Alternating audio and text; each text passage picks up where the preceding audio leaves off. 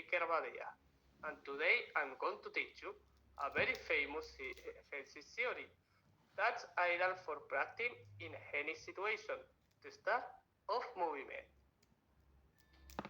The first thing to know is that fences refers to any practice involving a melee weapons. So it's not just about swords.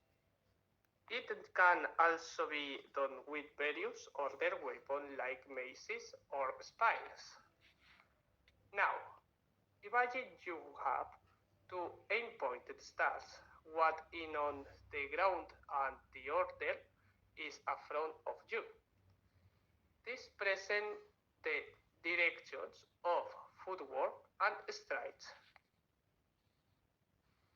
This practice is very useful for big mind, familiar your weapon, and involving speed in all directions, as well as learning to move